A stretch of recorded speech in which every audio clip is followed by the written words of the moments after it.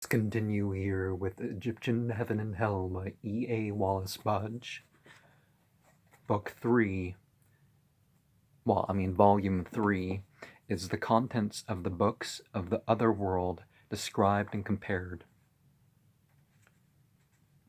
Chapter 1. The Origin of Illustrated Guides to the Other World. The inhabitants of Egypt during the dynastic period of their history possessed, in common with other peoples of similar antiquity, very definite ideas about the abode of departed spirits, but few, if any, ancient nations called their beliefs about the situation and form and divisions and inhabitants of their heaven and hell or other world to be described so fully in writing, and none have illustrated the written descriptions of their beliefs so copiously with pictorial representations of the gods and devils, of the good and evil spirits, and other beings who were supposed to exist in the kingdom of the dead. It is now generally admitted that the Egyptian dynastic history covers a period of nearly 5,000 years, but it must not be assumed for one moment that it is at present possible to describe in a connected or complete form all the views and opinions about their other world which were held by theologians and uneducated classes of Egypt during this long space of time, and it must be said at once that the materials for such a work are not forthcoming.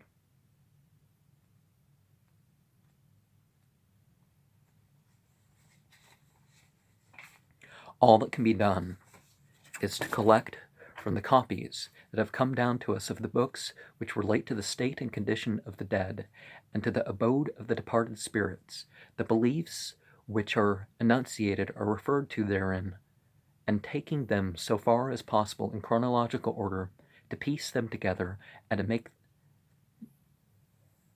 deductions and draw general conclusions from them. We must always remember that the texts of the various books of the dead are far older than the illustrations found in the later recensions of them which are now in our hands, and that the illustrations in matters of detail at least reflect the opinions of the priestly classes that held religious supremacy at that time when they were drawn or painted. And now the so-called unimportance of the spiritual nature has been thing, and look at the statecraft and the idol, the celebrity, and we're in an even worse position than we were when we were allowing priests to have too much control over us. In case where archetypes are available, the artist was careful to follow in all general matters the ancient copies to which he had access. But when new beliefs and new religious conceptions had to be illustrated, he was free to treat them pictorially according to his own knowledge and according to the wishes of those who employed him. The oldest books of the dead known to us, that is to say, the religious compositions which are inscribed on the walls of the chambers and corridors of the pyramids of the kings Unyas, Tetier, Pepi I, Mer-Na-Ra, and Pepi II. So that would be Wa and Sanui, I believe. 1 and 2. Are without illustrations of any sort or kind, and it's not easy to account for this fact, that the Egyptians possess artistic skills sufficient to illustrate the religious and general works which their theologians wrote or revised under their earliest dynasties of kings of all Egypt. It is evident from the plain and colored bas-reliefs which adorn the walls of the mastabas or bench tombs, and we only point out and wonder at the fact that the royal pyramids contain neither painted nor sculptured vignets, especially as pictures are much needed to break the monotony of hundreds of lines of large hieroglyphs and painted in bluish green. Why don't they use malachite and for greenish, which must have dazzled even the eyes of an Egyptian. And 1.7 million years ago, there was cave art in Asia. Well, I don't remember if it was in a cave per se, but and tens of thousands of years ago in various parts of Africa, there were rather sophisticated art. But a lot of this was not known at the time, at 1905 when this was made. The illustration, the reason, however, why such texts are not illustrated is probably not far to seek. Professor Maspero has provided that the pyramid texts contain formulae and paragraphs which, judging from the grammatical forms which occur in them, it is easy to see must have been composed, if not actually written down, in the earliest times of Egyptian civilization. These formulae, etc., are interspersed with others of latter periods, and it seems as if the time when the pyramid texts were cut into stone, these religious compositions were intended to contain expressions of pious thought about the hereafter which would satisfy both those who accepted the ancient indigenous beliefs and those who were prepared to believe the doctrines which have been promulgated by the priest of the famous Brotherhood of Ra, the sun god. You compare it to Saurut, which equals 666, the demon of the sun, and you'll see a lot of comparisons with Ra, who had made their headquarters in Egypt at Yenu, i.e. On or Heliopolis. The old native beliefs of the country. Yinpu is Anubis, also Ipos of Goetia, number 22. The old native beliefs of the country were of a more material character than the doctrines which the priest of Heliopolis taught, but it was found impossible to eradicate them from the minds of the people, and the priest therefore framed religious works in such a manner that they may be acceptable to both those who believed in the old animal gods, tree gods, plant gods, etc. of Egypt, and those who preferred a purely solar cult, such as that of the worship of the sun god Ra. And a lot of the way this is phrased is because of the secularization, particularly past the Reformation of the Europeans, of the idea of sacred and secular life being separate things. The ancient Egyptians definitely, it didn't take the priestly class to be that. But there sometimes is a different ruler, in Ireland it took to the mid-late 1800s till Ireland was probably a Christian majority. It was nominally, a lot of areas were and parts of Germany too. Well, parts of Ireland. That's a better way to put it, because parts of Ireland became Christian majorities pretty soon, but there's evidence to believe some of this stuff anyways. The oldest books of the dead, in fact, represent the compromise arrived at under the 4th, 5th, and 6th dynasties between the priests of the Old and New Kingdoms. This being so, the religious texts of the period represent too much a patchwork belief for purposes of systematic illustration, and the result, and perhaps also though the funeral customs, also through the funeral customs of the day, the growth in men's minds of the wish for illustrated guides to the underworld was retarded. Don't say retarded as an insult, or other mental illness. I mean, yes, some people drink themselves into retardation or drug themselves into insanity, but let's not criticize people for what they were born with or what may not be their fault. And other people, don't insult the people who it isn't their fault by using their condition name to refer to other people.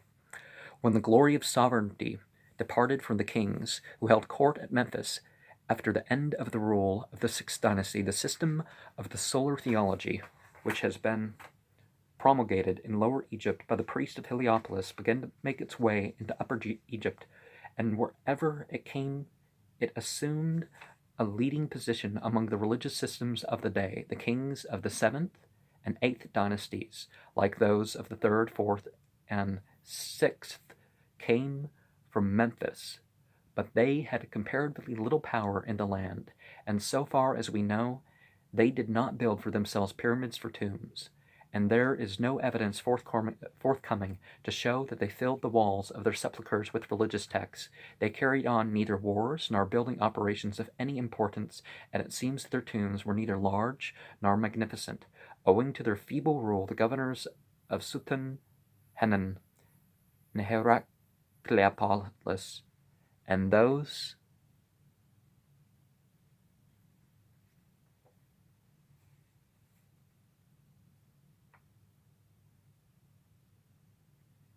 who ruled in the provinces near that city succeeded in gaining their independence, and the kings of the 9th and 10th dynasties were Heracleopolitans, and their rule gradually extended to the south, and the religious influence of their priests was so great that they succeeded in forcing many of their mythological legends and beliefs into the accepted religion of the country, and those subsequently became part and parcel of the great recension of the Tibetan Book of the Dead. The dominion of the Heracleopolitans, however, was of comparatively short duration, and it collapsed under the attack of the bold and vigorous governors of the Thebaid,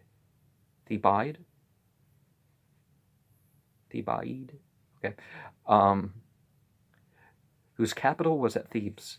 Judging from the historical evidence concerning the period which lies between the 6th and 11th dynasties, neither the last two Memphitic nor the two Heracleopolitan dynasties of kings did anything to improve the general condition of the country. It seems as if they found it necessary to employ all their energies to maintain their position and the little real power in their country which they possessed.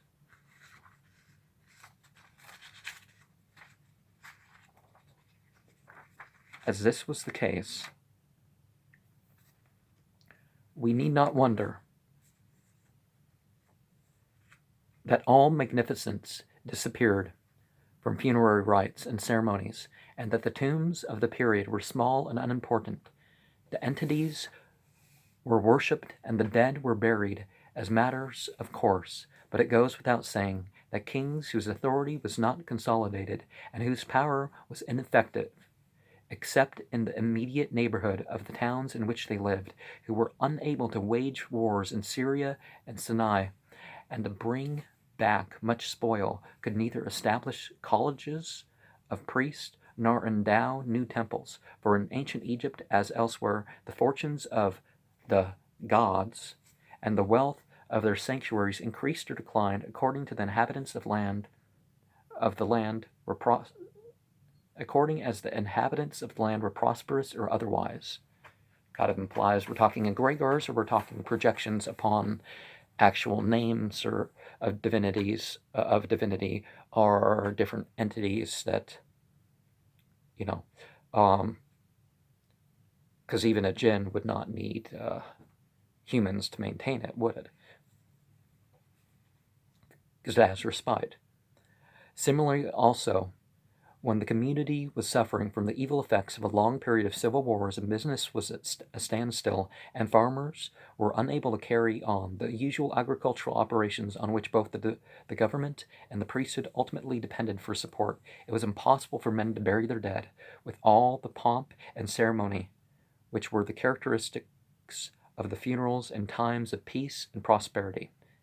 The innate conservatism of the Egyptians made them cling to their ancient beliefs during this period of stress, but no important pyramids were built, and very few private funeral and very few private funeral chapels and very few private funeral chapels were maintained at expensive rates, and the souls of the dead were committed to such protection as could be obtained by the prayers of their relatives and friends, and by the utterance of religious formula, and by inexpensive amulets. With the rise to power of the princes of Thebes, things took a turn for the better, so far as worship in the temples and the care for the dead were concerned. So soon as they had overcome their enemies, the princes of Heracleopolis and their confederates, the princes of Asyut, and had firmly established themselves in the throne of Egypt, they set men to reopen the quarries of the first cataract, and in the Wadi Hamamat near Koptos. This was a sure proof that the new line of kings, most of whom bear the name of Menthu Hetep, had need of large quantities of granite and of sandstone of various kinds, and such materials can only have been required for the building of temples and palaces and funeral altars and stelae and sarcophagi, etc. Remember, Mantah is below in the Aramea, the language of Tanakh. Anyways. The fact that the work was begun again in the quarries also provides the authority of the Menthu Heteps was well established. Menthu Hetep II, we are told by an inscription, set up in the Wadi Hamamat by his officer Yemen Mahat, caused to be quarried a block of stone which measured 8 cubits by 4 cubits by 2 cubits, i.e. about 13 feet 6 inches long, 6 feet 6 inches wide, and 3 feet 6 inches thick. And it is probable that he required this for a sarcophagus. This king is also famous as maker of a wall in the desert, the mouth of which was about 16 feet 6 inches square.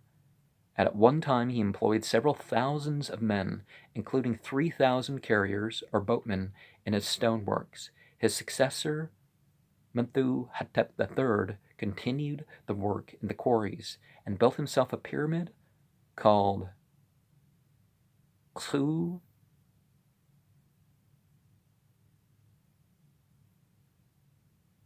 Yust.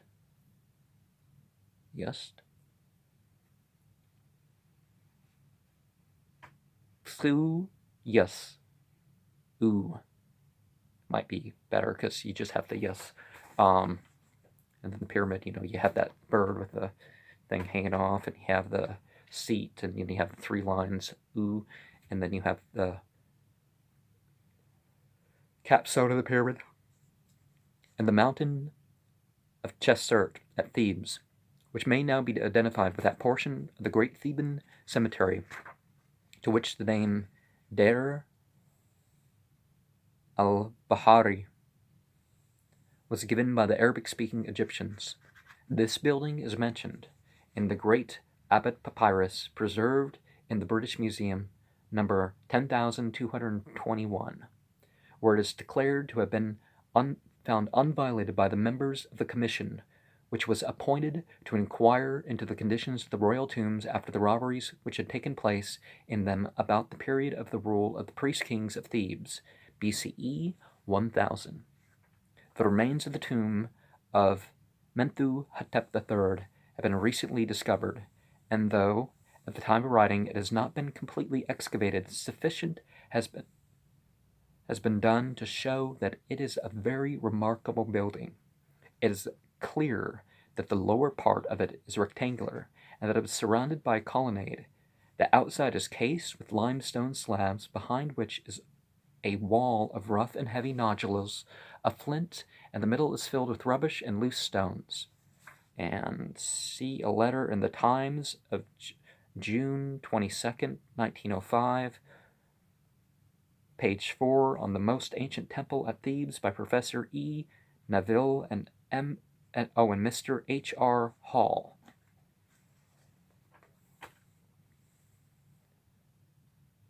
On this rectangular building or base, a small pyramid probably stood.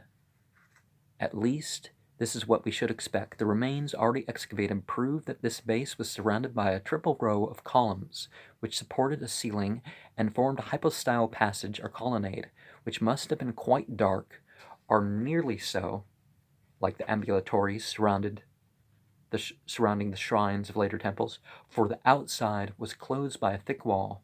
Between this wall and the edge of the platform in which the building stood was an outer colonnade of square pillars, but the pillars no longer exist. In the rock below the pavement of this colonnade, a number of tombs were hewn. Each consisted of a pit from 12 to 15 feet deep, which led to a small rectangular chamber, wherein originally stood a limestone sarcophagus. In these tombs, women who were both priestesses of Hathor. Hathor is the so-called cow goddess, which could be what the Israelites were worshipping in the desert after they left Egypt. Ooh, make us a god like we used to have. And, they made an idol of Hathor, likely. It could be an idol of Baal, so-called son of God. But the implication was that it was female, so... Yeah, Baal means Lord, but anyways.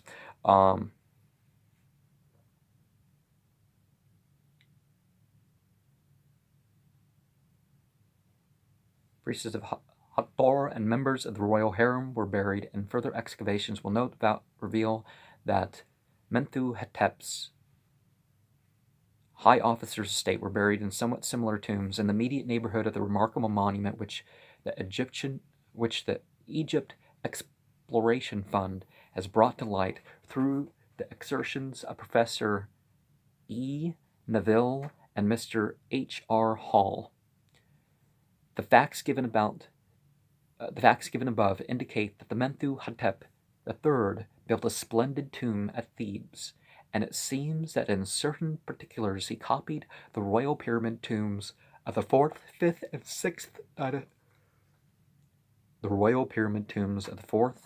6th dynasties.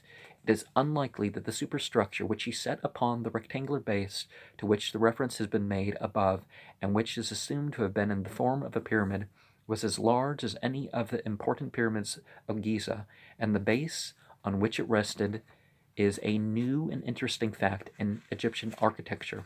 But when he set his funeral monument on the rocky platform in the mountain of Chistart, it is more than probable that either he or his architect had in mind the rocky platform on which the pyramids of Giza stand.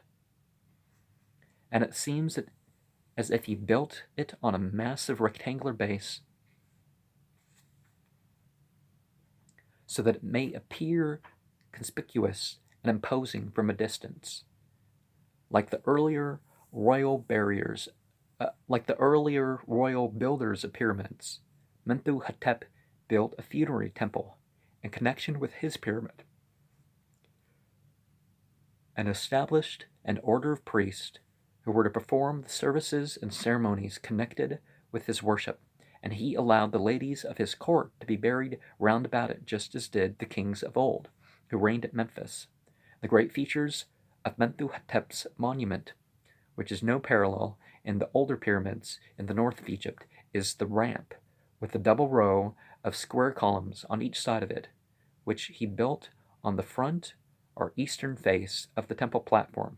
Now, whilst Mentuhotep III was employed in building his pyramid and funeral temple, the hereditary governors and nobles of important provinces in Upper Egypt were not slow to avail themselves of the opportunity which peace and the renewed prosperity of the country gave them, and they began to make rock-hewn temples for themselves and the members of their families in the hills, and to cause their bodies to be buried in elaborately inscribed or painted wooden coffins. Of the coffins of this period, one of the oldest examples is Yamamu. You have the reed, you have the rib, you have the plant, you have the owl and the chick, and, the guy holding the flail, sitting on a throne, which was purchased by the trustees of the British Museum so long ago as 1834.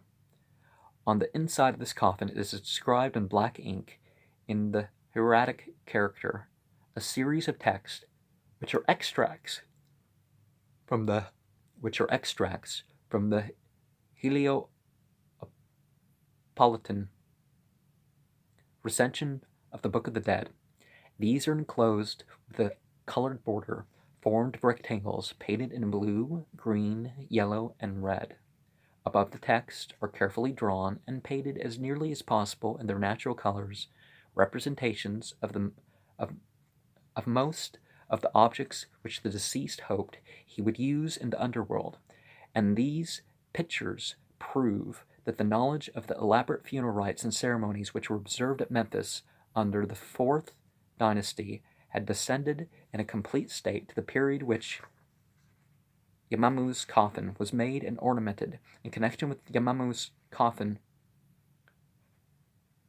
reference must be made to a large group of coffins which was excavated a few years ago at El Barsha, a place situated on the north side of a rocky valley just behind the modern Coptic village of Deir and Nakla, near Sheikh Abadah, the ancient Antinoe in ancient Egypt. You'll see British ancient Egyptian text from the coffin of Yamamu in the British Museum, London, 1886. And remember, Nakla is the palm trees, so obviously this was an oasis. Or could have been at some point. Or named after such. All the coffins found here are rectangular in shape and have so much in common with the coffin of Yamamu in respect of shape and arrangement of their text and pictures, including the representations of mastaba doors, that seem impossible to assign them a date much earlier than the period of the 11th dynasty. For our present purpose, however, whatever be their exact date, they are of the greatest importance, for on the insides of the panels, some of them are painted the oldest known illustrations of certain sections of the Books of the Dead. These texts inscribed on them contain certain extracts from the Heliopolitan recension of the Book of the Dead, of which we know so much from the selections given in the pyramids of Unyas, Tetya, and other kings. But side by side with these are copies of chapters belonging to Books of the Dead, which seem to have been originally composed at some anterior period, and which were intended to reflect the more popular and more materialistic religious views and beliefs.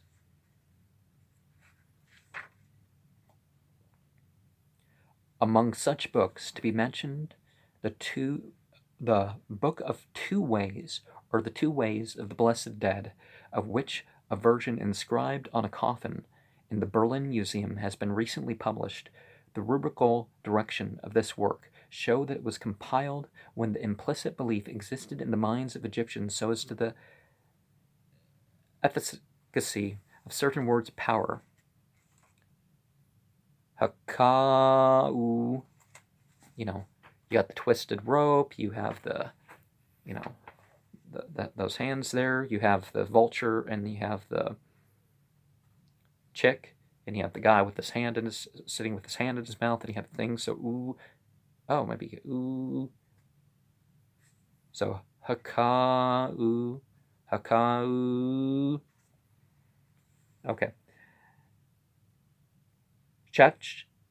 Scheckenberg, das Buch von den zwei Wegen des Seligen Taten, Leipzig, 1903.